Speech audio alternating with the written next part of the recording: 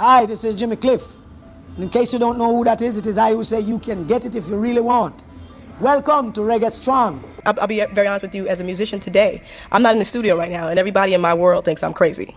What's going on? You need another album out. You know, the time is running out. You have a certain window to make music. Jimmy Cliff had just closed his eyes for the last time, the loss still spreading across Jamaica and the global reggae community, when Lauryn Hill, at age 50, suddenly shared an old video she called a fragment of memory once obscured. Just a few seconds of overexposed, blurry images showing two generations of artists speaking backstage, and a sentence cut midway were enough to stir the entire music world. Fans immediately raised questions. Could this be the footage kept in storage? The kind that someone within the industry never wanted revealed. So, who exactly are they? What did Jimmy Cliff once say in front of the camera? And why did Lauryn Hill choose this moment to bring that footage back into the light?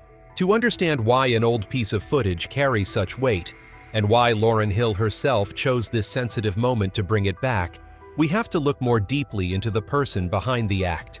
For Lauryn Hill is not an ordinary artist.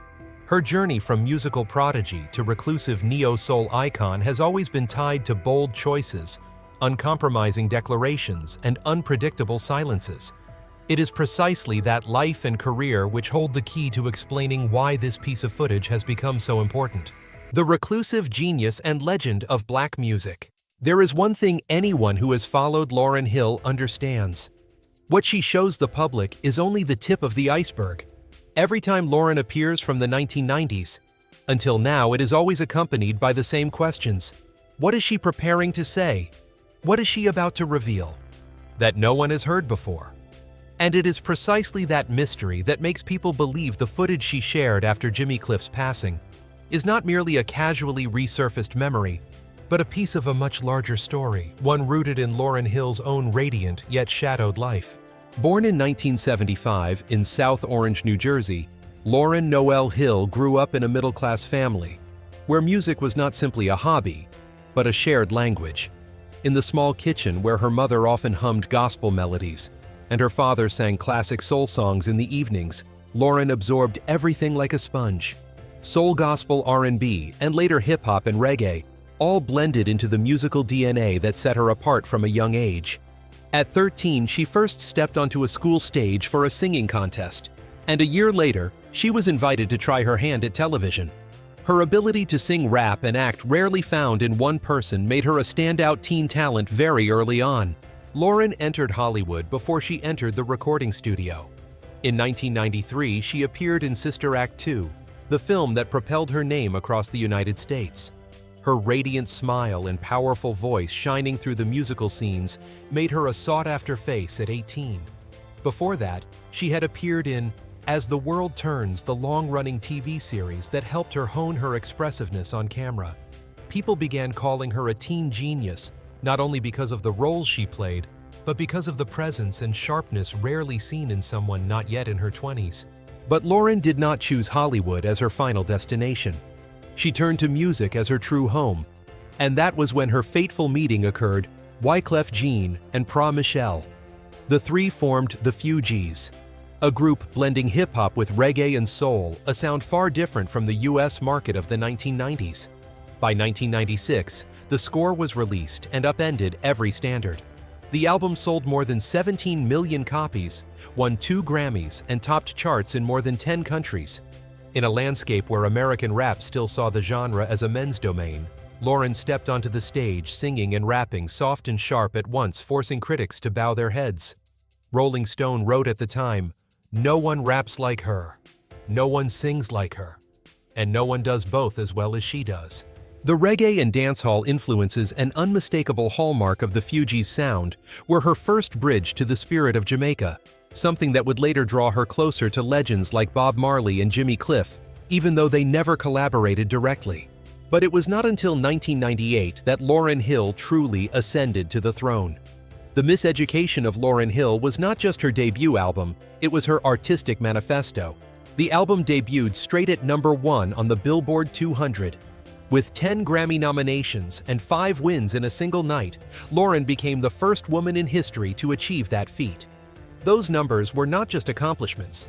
They were confirmation that Lauryn Hill had just placed an immovable marker in popular culture. In that album, she spoke of love, faith, pain, inner conflict, and motherhood. She blended soul, hip-hop, reggae, and gospel into a sound that made millions feel as if they were hearing a private confession of their own. It is no coincidence that more than 25 years later, critics still call it the Neo-Soul Bible. Generations of artists from Beyoncé and Alicia Keys to J. Cole and Kendrick Lamar have acknowledged its influence. But brilliance always comes with a price.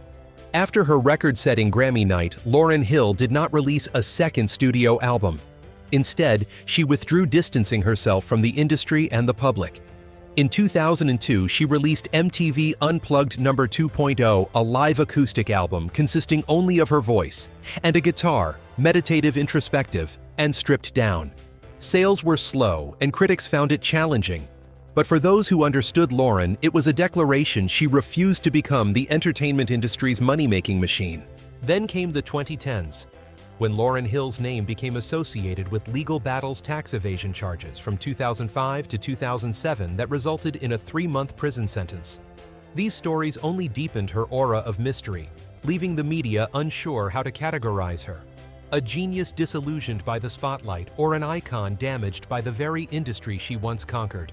Today, Lauryn Hill, though no longer omnipresent, remains one of the most respected voices in Black music. She does not speak often, but every time she does, people stop and listen. In the eyes of the public, Lauryn is not just an artist who sold millions of records. She is someone who holds stories an entire generation longs to hear. The reggae icon who opened the door for the world. When looking at Lauryn Hill, an artist whose music is deeply tied to the spirit of Jamaica, one must look up at the mountain her generation continued to climb. And standing at the summit of that mountain is Jimmy Cliff. Because before reggae became a global sound, before Bob Marley inscribed it into history, Jimmy Cliff was the one who opened the very first door. To understand why his death caused such a profound shock, and why the footage Lauryn Hill shared created such a stir, one must first look back at the life of the man who laid the foundation for an entire culture. Jimmy Cliff was born in 1944 in Somerton, Jamaica, a place where music was not a profession, but a salvation. He grew up in poverty in neighborhoods where every night echoed with singing, rhythmic drumming, and raw reggae that pulsed like the heartbeat of its people. In many interviews, Jimmy Cliff has said he did not choose reggae. Reggae chose him. For Jamaican children of that era, music was religion, faith, and the only path out of hardship. Jimmy began writing songs at 14, bringing his first compositions to local record producers. People recognized it instantly. The small boy with the bright smile had something extraordinary, an energy that could not be dimmed. But it was not until 1972 that Jimmy Cliff stepped fully into legend. The Harder They Come, in which he played the lead role of Ivanhoe Martin, was not merely a cinematic success. It was the moment reggae stepped out of Jamaica and into global popular culture. Jimmy Cliff's fiery eyes, his voluminous curls, and the story of a young man crushed by society became symbols of resistance and the desire for freedom. The film made waves not only for its storyline, its soundtrack, largely performed by Jimmy Cliff, reshaped the world's musical landscape. On that soundtrack, songs such as Many Rivers to Cross You Can Get It If You Really Want, Sitting in Limbo, and The Harder They Come created a sound critics would call the voice of Jamaica, Even I Can See Clearly. Now, the song, later tied to Jimmy Cliff through his wildly successful cover, helped bring his name to audiences who had never understood reggae before. Jimmy's style was a delicate fusion of traditional reggae American soul, Jamaican ska, and accessible pop melodies. Through this, he became the bridge between Caribbean culture and the Western world. Throughout the 1970s and 1980s, as reggae spread and Bob Marley became a global symbol, Jimmy Cliff held his own place. The pioneer, the one who planted the first flag on the world map. Music scholars often refer to the opening trio Jimmy Cliff, Toots Hibbert, and Desmond Decker, the men who pushed reggae beyond Jamaica's borders before Marley turned it into a worldwide spiritual movement. If Marley was reggae's prophet, Cliff was the one who laid the first stones so that prophecy could be seen. Jimmy Cliff's career spanned more than 6 decades, earning him 2 Grammy Awards and Jamaica's Order of Merit, one of the country's highest artistic honors. But his true legacy does not lie in accolades. It lies in how his music seeped into everyday life. Wonderful World. Beautiful People became an anthem of the anti-war movement. Many Rivers to Cross became a hymn for the wounded and the abandoned. And The Harder They Come became the voice of those who stand up to injustice. Many cultural researchers describe Jimmy Cliff's compositions as the musical chronicles of the Caribbean music that is beautiful, painful, and proud all at once. What made Jimmy Cliff exceptional was that he never stopped. At 40, he experimented with pop. At 60, he returned to ska. At 70, he continued performing internationally, inspiring younger generations. Artists like Ziggy Marley Shaggy and Sean Paul have all named Jimmy as a trailblazer. Even musicians outside reggae, from rock to R&B, learned from his boundary-breaking spirit. And because of that enormous influence, Jimmy Cliff's passing in 2025 left a staggering void. For Jamaica, he was not just an artist. He was a cultural ambassador, an irreplaceable symbol, the invisible threads connecting Lauryn Hill and Jimmy Cliff. If viewed on the surface, Lauryn Hill and Jimmy Cliff seem to stand in two different worlds. One is an American icon of neo-soul and hip-hop, the other a Jamaican reggae legend. They never recorded together, never acted together, never shared a duet on stage. But the music industry does not operate along straightforward lines. Some intersections do not occur in studios or performance contracts. They exist deeper in spirit, in creative philosophy, and the musical legacy one generation passes to the next. And it is at this point that Lauryn Hill and Jimmy Cliff meet, not through visible collaboration, but through invisible, enduring threads. Lauryn Hill entered music through American culture, yet her artistic heart beat to a reggae rhythm almost from the beginning. She recorded melodies, demos, and overdubs at the Bob Marley Museum, the place that carries Jamaica's densest creative spirit in Kingston. Lauryn's arrangements, from the era of the score to the miseducation of Lauryn Hill, all contain traces of the Caribbean reggae's offbeat rhythmic pulse. Dancehall's signature phrasing and lyrics that explore faith, pain, and healing in the Jamaican musical tradition. In the opposite direction, Jimmy Cliff was born. From the very cradle of reggae, a man who carried that music from poor neighborhoods to international stages. Two artists, two very different realities, yet both drank from the same spiritual source, Jamaica, as a kind of inner homeland. It is no coincidence that they appear within the same musical community, the community of artists who honor the Marley legacy, the Jamaican legacy, and the reggae spirit. Lauryn Hill once stood on stage for a Bob Marley tribute alongside Tracy Chapman, Queen Latifah, and Erykah Badu. Jimmy Cliff, in other events, was always a familiar face at festivals honoring Jamaica. Though the two did not appear together in the same performance, they belonged to the same musical universe, one in which reggae is not merely a genre, but a lifestyle and an identity. As people often describe it, if Jimmy Cliff was the hand that pushed reggae beyond Jamaica in the 1970s, then Lauryn Hill was the hand that carried that spirit into hip-hop and neo-soul for younger audiences of the 21st century. These are the two ends of a single bridge.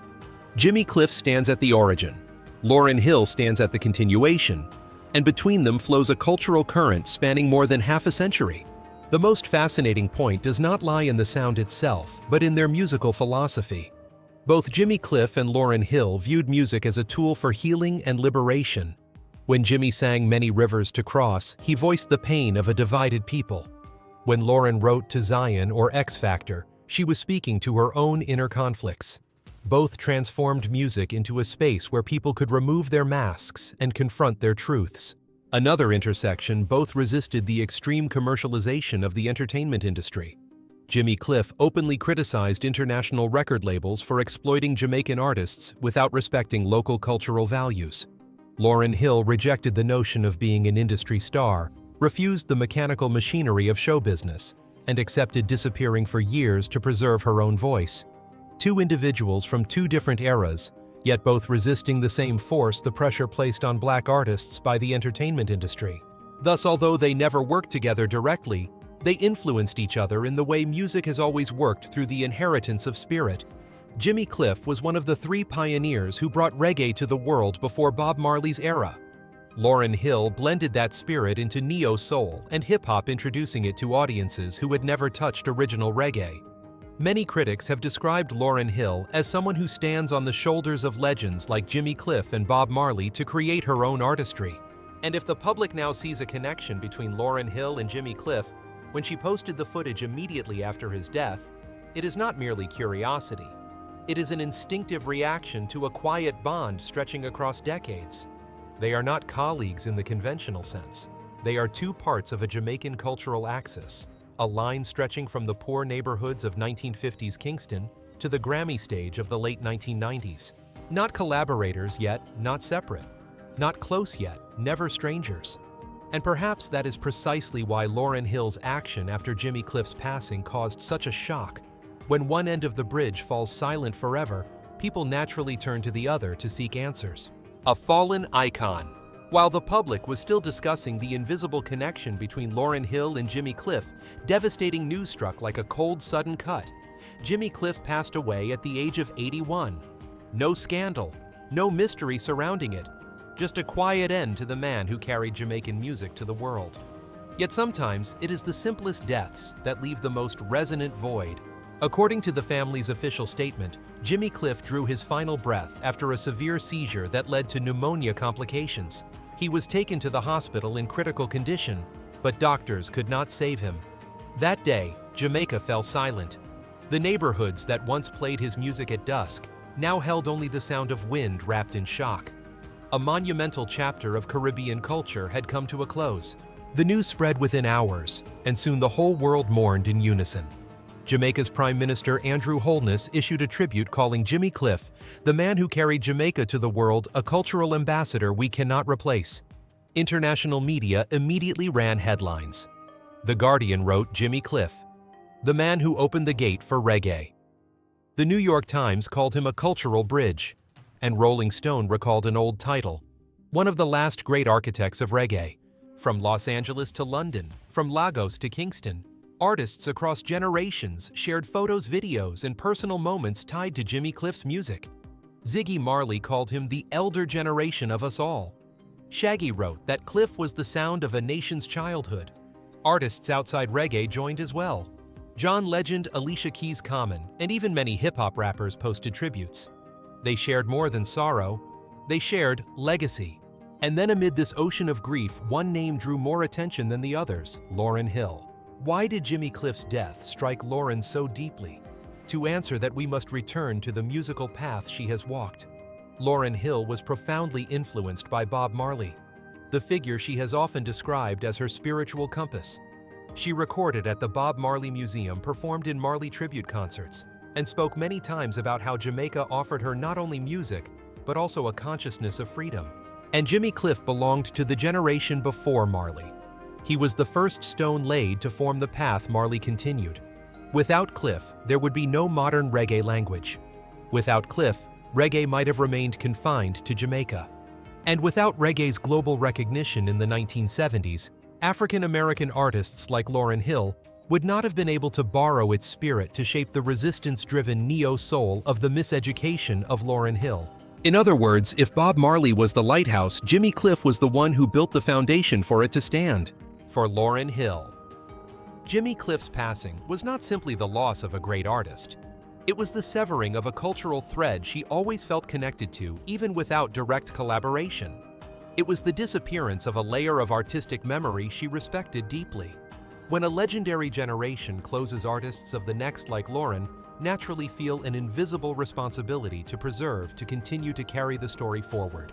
That is why, the moment Jimmy Cliff closed his eyes, Lauryn Hill did not remain silent. She chose to post an old video, a fragment of obscured memory. The public immediately sensed something deeper being revealed. Cliff's death became a catalyst, as if it unlocked a door Lauryn had kept closed for years. Not an ordinary expression of grief, not a polite message. For Lauryn Hill, Jimmy Cliff's death was a reminder that a part of history was ending, and that the untold stories might no longer have a reason to stay buried. The buried footage, Lauryn Hill, Jimmy Cliff, and a secret called Jamaica. When news of Jimmy Cliff's passing spread across the world, classic reggae tracks were played again in bars and homes and on the small streets of Kingston. But at the same time, in a corner of the internet, where memories never fully die, A blurry video unexpectedly resurfaced. No one knew who uploaded it first. No one knew where the original was stored. It simply appeared as if a fragment of memory had risen suddenly from the past and immediately pulled everyone into a story full of questions. It was a clip capturing Lauryn Hill at the height of her brilliance around late 1999, when the miseducation of Lauryn Hill had just swept 5 Grammy Awards. She stood before the microphone at a Jamaica tribute event, her face serious, her eyes blazing, long dreadlocks falling over her shoulders. The image was unclear, the audio crackling as if recorded on a handheld camera, but the low quality only fueled the imagination. It looked far more like a piece of withheld archival footage than a simple television excerpt. In the clip, Lauryn Hill's voice rises at times, clear at times, cutting out, giving the impression that someone had interfered with the recording. She spoke about things the music industry doesn't want to hear, about how reggae was being stripped of Jamaica's soul to become a market-tailored product. At one moment, she mentioned the generation before her, those she described as the pioneers who were never allowed the respect they deserved. When fans rewatched the clip after Jimmy Cliff's death, they immediately connected. The two pieces was Lauryn referring to him. Had she foreseen the injustice? Jamaica showed its own trailblazers. There is no evidence to prove that. But once fans want to believe, logic rearranges itself the way it needs to. The video became a phenomenon within hours. People brightened it, slowed it down, added speculative subtitles. Each remastered version told a different story. Some said Lauryn was talking only about Bob Marley.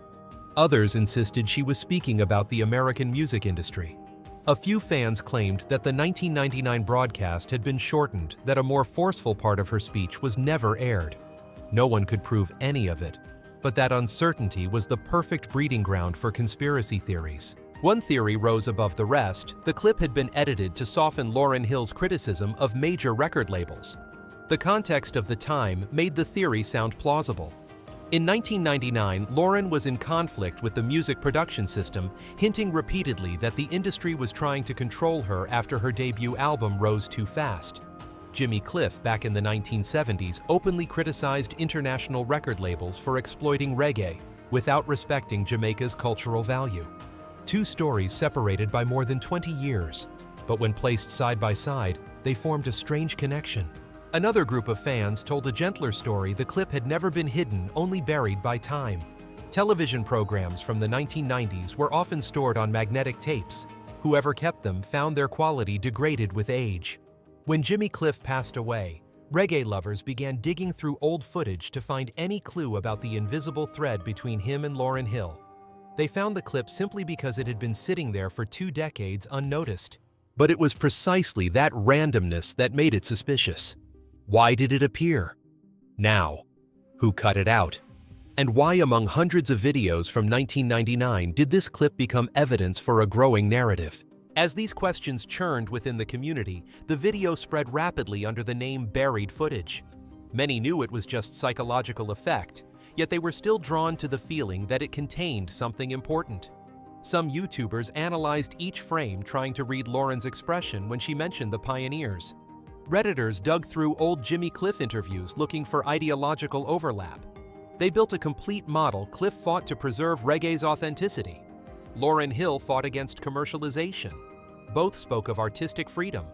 And this clip was the mysterious intersection the industry never wanted remembered. None of it has been verified. But the power of a conspiracy theory does not lie in evidence. It lies in the gaps that allow imagination to bloom. Jimmy Cliff's death created an emotional void that many felt compelled to fill with a story larger than life, a story that made his legacy feel deeper than what had been spoken. And Lauryn Hill, the reclusive neo-soul legend, who had long spoken about Jamaica truth and the pain of artists, became the perfect figure to place at the center of that narrative. When asked about the clip, Lauryn Hill offered no comment. Her silence only strengthened the theories. Because when people want to believe in a secret, silence becomes the most convincing answer. Jimmy Cliff is no longer here to explain. Lauryn Hill does not confirm or deny. And the video, once just a blurry fragment from an old ceremony, continues living a second life as a symbol of something never spoken aloud.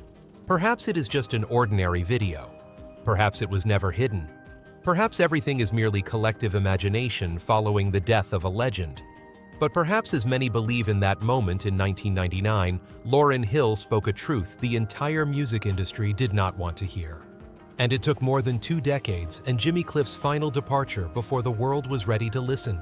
Because sometimes footage is not buried because it was forbidden. It is buried because its time had not yet come. And when the time finally changes, it resurfaces. Not to tell an absolute truth, but to remind us that some secrets in music do not lie in the lyrics, but in what is forgotten between the lines. Jimmy Cliff is gone, leaving behind more than 6 decades of music that carried the soul of Jamaica. Lauryn Hill turns 50, still an enigma in the artistic world, both near and distant, both radiant and filled with silence. The two never shared a stage, never collaborated yet. They intersected in a realm no one can truly touch, the realm of legacy spirit and the things that cannot be spoken aloud. The buried footage may be nothing more than an old recording, perhaps a product of collective imagination, or simply a fleeting moment that time accidentally brushed out of memory. But its appearance precisely at the moment a legend closed his eyes made people feel as if they were standing before a door opening onto something deeper. Not absolute truth, but the sense that behind music there are always layers of meaning we rarely notice. Perhaps it is a reminder to honor trailblazers like Jimmy Cliff. Perhaps it is a warning about how the industry treats black artists. Or perhaps it is merely a strange coincidence between memory and timing. Lauryn Hill offers no explanation. Jimmy Cliff can no longer speak. And so the video continues to float between truth and illusion, between nostalgia and shadow, much like the secrets Jamaican culture has carried from one generation to the next. The conclusion of this story does not lie in whether the footage is real. The conclusion lies in the way it makes us revisit the legacy Jimmy Cliff left behind, and understand that sometimes, when a legend departs, he does not only take his music with him, but also awakens the stories the world once forgot. All data, analysis, and commentary in this video are presented based on information available at the time of production. The content is subject to change over time and should not be considered a definitive forecast. There is still so much more to explore: stories of resilience, legacy, and truth. Feel free to dive into some of our top recommended videos now appearing on your screen.